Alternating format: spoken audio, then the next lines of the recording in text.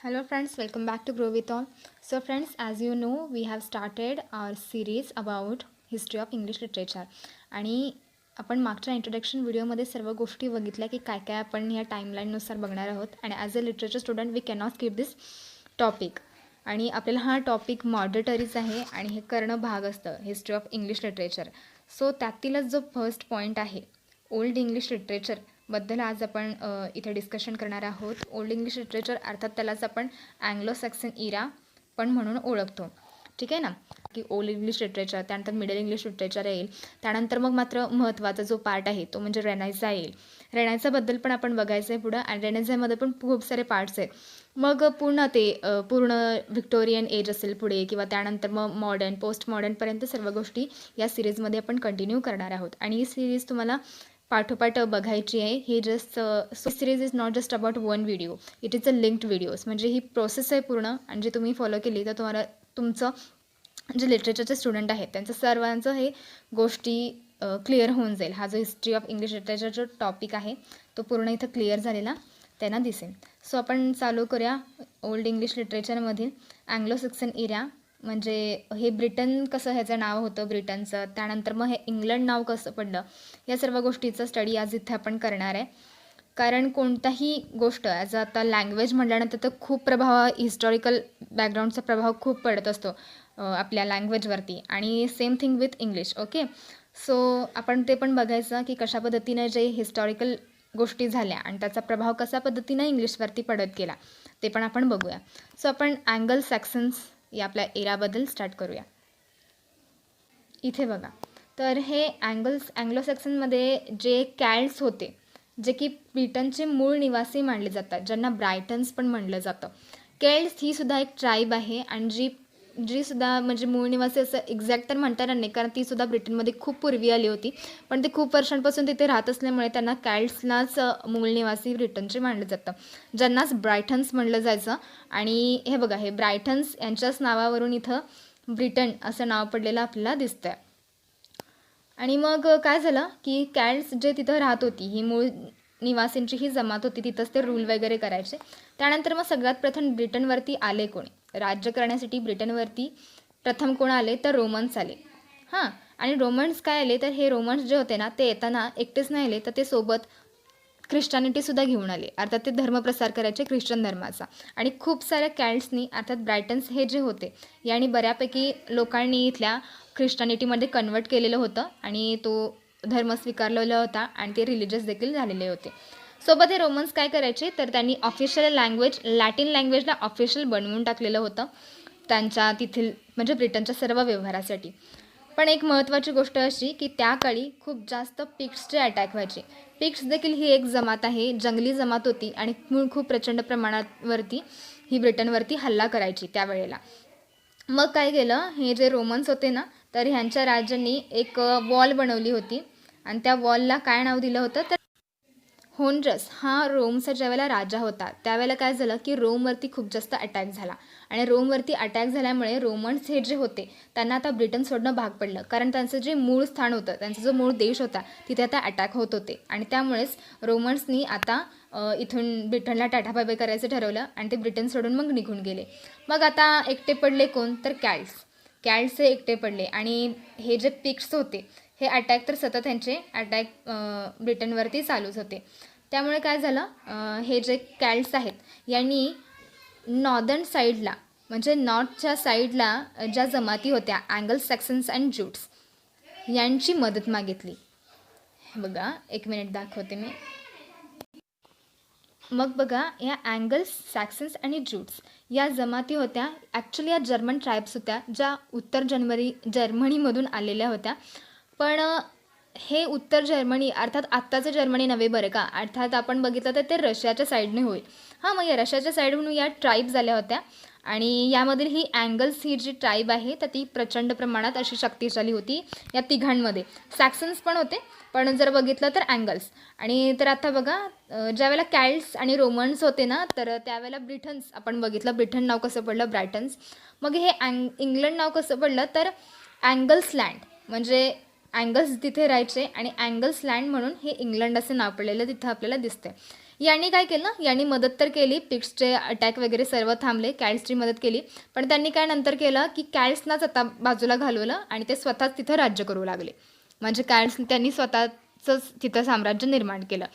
आणि इथं महत्त्वाची गोष्ट अशी की हे सॅक्सनी या भागामधून आले होते. ज्यूट्स जे आहेत ते डेन्मार्कमधून आलेले होते. तसं बघितलं तर हे जर्मनीज ट्राईब होत्या तिन्ही पण.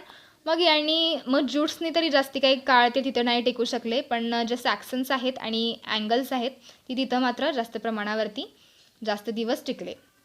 त्यांनी मग ब्रिटनला थोडंसं जास्त केलं आणि ब्रिटनचे पण पुन्हा भाग केले आणि तिथं ते राज्य करू लागले. मग आता लिटरेचरशी संबंधात काय काय त्यांनी कॉन्ट्रिब्युशन दिलेलं आहे ते आता आपण बघू. आणखी एक महत्त्वाची गोष्ट, आता तुम्ही म्हणाल की ही आपल्याला माहिती कळाली कशी, तर ही माहिती जे त्यावेळचा पोएट आहे आणि त्यांनी आपल्या वर्कमध्ये हे सर्व लिहिलेलं आहे. त्याचं एक पुस्तक आहे हिस्ट्री ऑफ इंग्लिश पीपल. त्या पुस्तकामध्ये हे आपल्या सर्व गोष्टी मिळून जातात. आता बघायचं contribution to English literature. So it is very sad to tell that की तितक्याशा प्रमाणात तिथं लिटरेचरची निर्मिती नाही होऊ शकली आहे या इरामध्ये. कारण जे सगळ्यात महत्त्वाचं पॉईंट म्हणजे असा की ते एजला डार्क एज म्हणून ओळखलं जातं. कारण सतत वॉर्स म्हणा किंवा रक्तपात प्रचंड प्रमाणात या इरामध्ये होत असलेला दिसतो आपल्याला.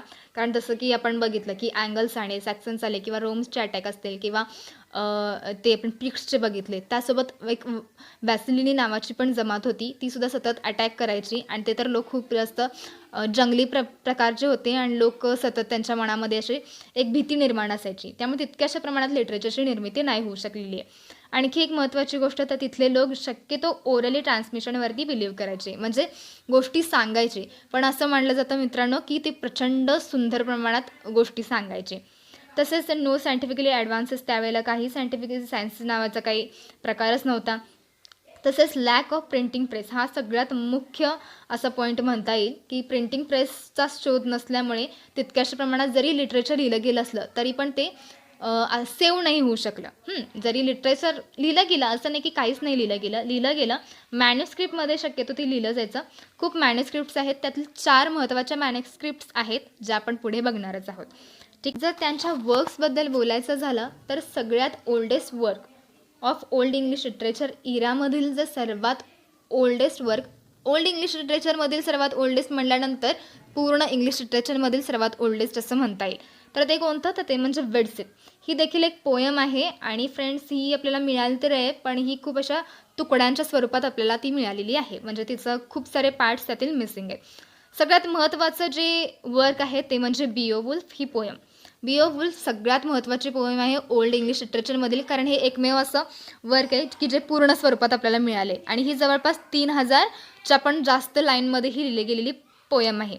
आणखी याचं वैशिष्ट्य असं की बिओवुल्फ हे टायटल या पोयमला नाही आहे, म्हणजे हे बिओवुल्फ हे त्यातील जे नायक आहेत त्याचं नाव आहे, पण नंतर लोकांनीच त्याला असं नाव दिलं, पण जो पोयमला नाव दिलेलं नाही आहे तसं काही.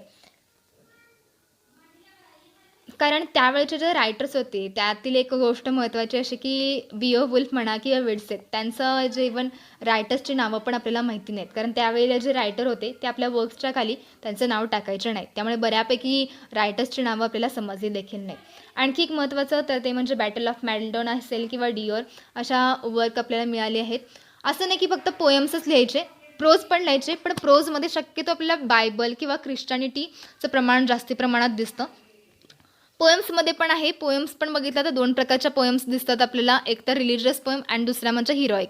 हिरोईक म्हणजे बघा की जसं वेडसेट आहे, बिओवुल्फ आहे किंवा बॅटल ऑफ मॅल्डन आहे. मग कारण त्यावेळेला बघा की जे अँगल सॅक्सन्स आणि ज्यूट्स होते तर ते पॅगन्स होते, म्हणजे दे were not believe on God.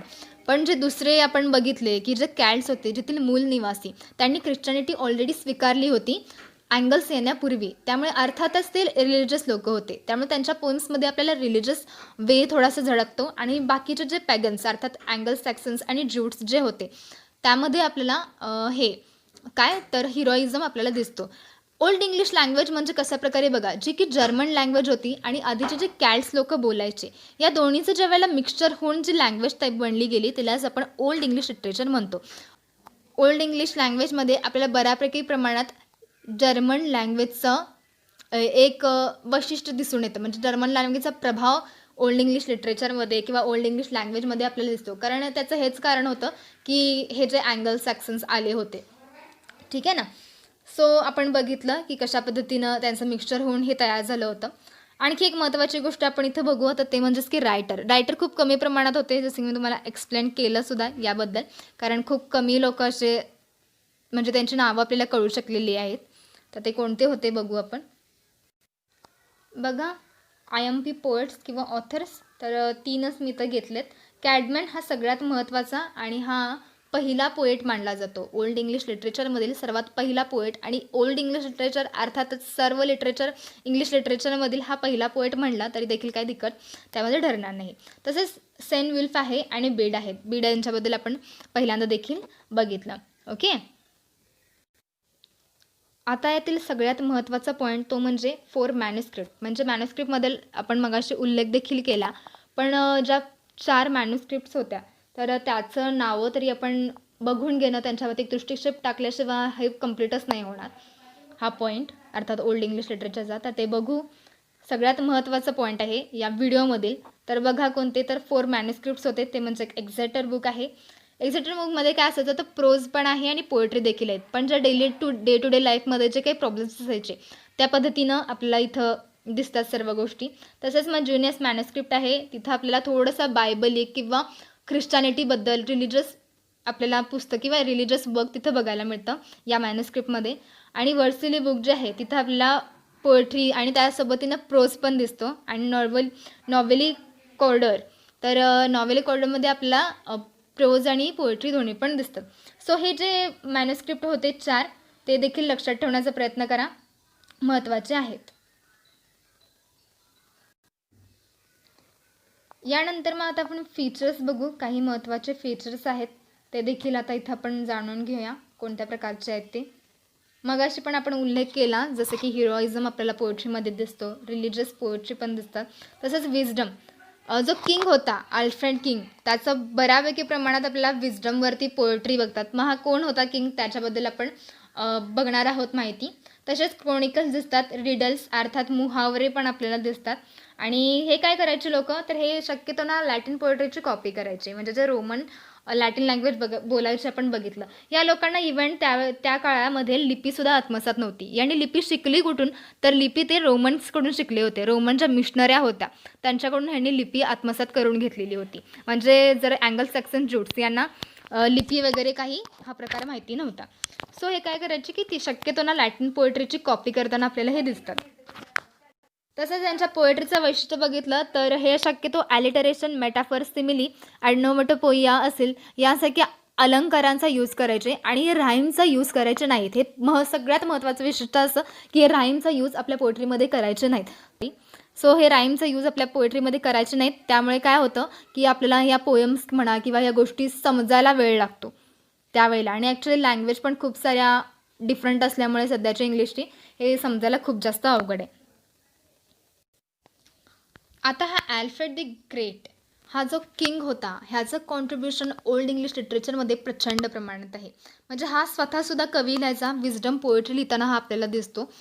तसेच हा जो अल्फ्रेड द ग्रेट आहे त्यानं लँग्वेज शिकवण्यामध्ये किंवा लँग्वेज प्रिझर्व करण्यामध्ये खूप जास्त कॉन्ट्रीब्युशन दिलेलं आपल्याला दिसतं आहे.